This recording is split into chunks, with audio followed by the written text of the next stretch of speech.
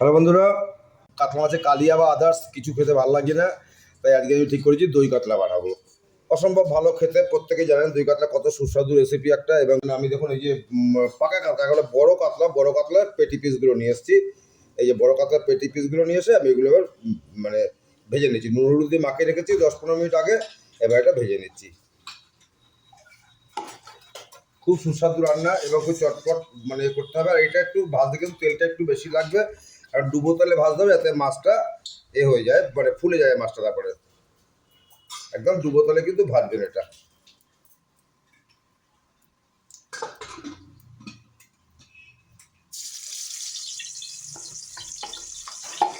ফুটির মতো করে নিয়ে নিয়ে দিচ্ছি আর তেলটা না খেতে।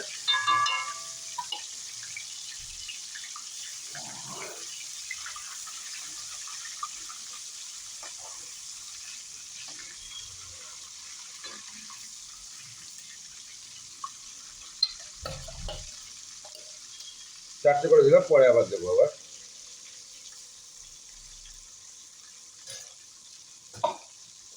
খুব সুস্বাদু রান্না, ভীষণ উপাদেয় শরীরের পক্ষে গরমের জন্য দই কাতলা রান্না করছি। আপনার দেখতে থাকুন, খুব সহজ পদ্ধতিতে করবো জিনিসটা।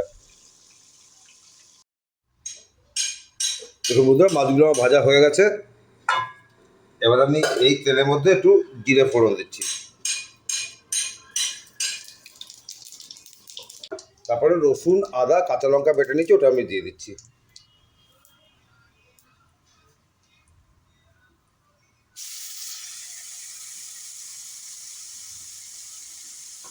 দেড় চামচের মতো দিলাম রসুন, আদা, কাঁচা লঙ্কা বাটাটা।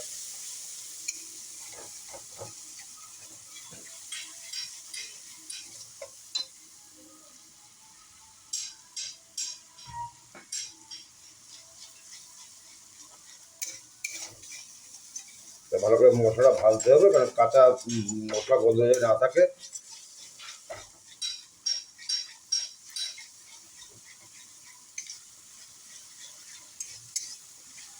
চিনি দিলাম, তাহলে কালারটা ভালো হবে।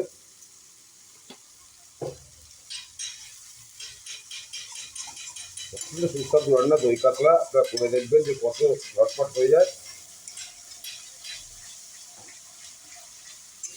মশলাটা প্রায় হয়ে এসছে। এবার আমি পেঁয়াজ বাটাটা দিয়ে দিলাম। আচ্ছা, বলি পেঁয়াজ কিন্তু আমি তো সিদ্ধ করে দিয়েছিলাম, অল্প একটু সিদ্ধ করে দিয়েছিলাম।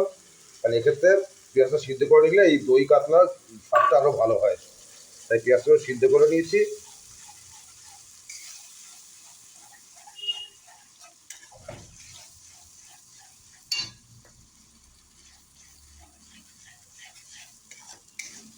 এবং হলুদ দিয়ে দিচ্ছি।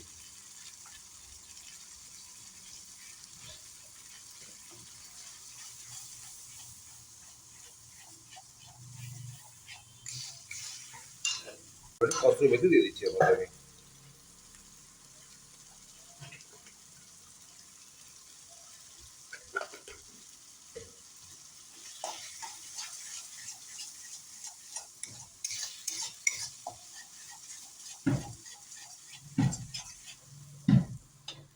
একটু গরম মশলা দিয়ে দিলাম, শাহি গরম মশলা।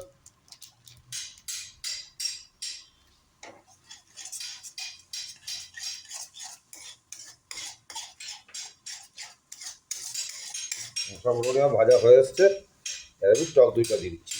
2 চামচ টক দই আমি নিয়েছি, ওই টক দইটা দিয়ে দিলাম।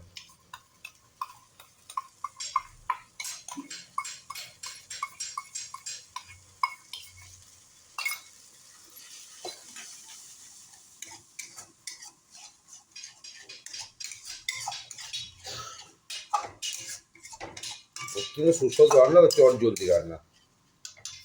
1 চামচ মতো ধনে গুঁড়ো দিয়ে দিলাম আমি।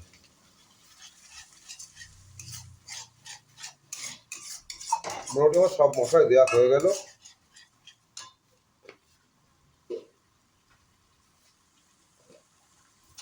আর যেটা দেবো একটু ঘি দিতে হবে, একটু লাগবে দিতে একটু, তাহলে স্বাদটা খুব ভালো হবে।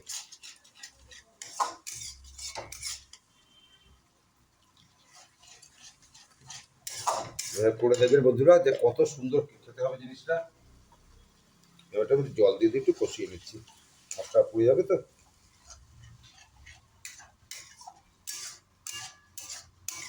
নুনটা পরে দিচ্ছি।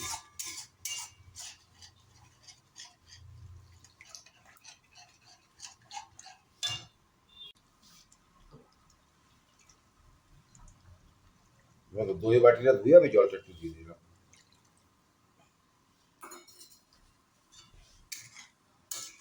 মোটামুটি সবই দেওয়া হয়ে গেল, এবার নুনটা দেবো, এবার মাছটা দিয়ে দেবো।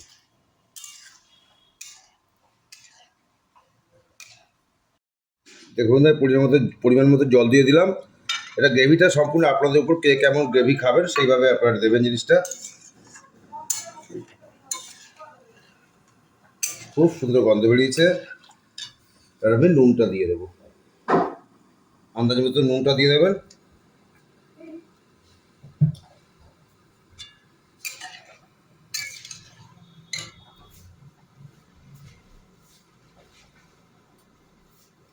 আর একটু জল দেবে, জলটা একটু ফুটিয়ে নেবো একটুখানি, ওই কারণে।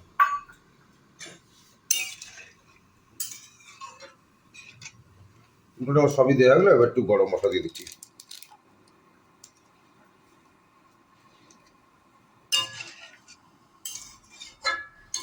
ঝোলটা ফুটে উঠলে এই মাছটা দিয়ে নেবো। খুব চটজলদি রান্না এবং খেতে অত্যন্ত সুস্বাদু। ঝোলটা ফুটে গেছে, আমি মাছগুলো দিয়ে দিচ্ছি। মাছগুলো খুব ভালো, মাছগুলো।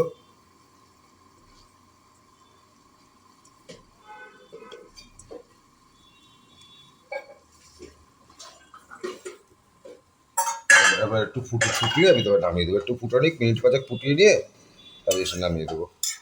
এবার ফুটতে থাক, আর কিছু করার নেই, সবই দেওয়া হয়ে গেছে আমার। আমি একটু ফুটিয়ে 2-3 মিনিট ফুটিয়ে নামিয়ে দেবো।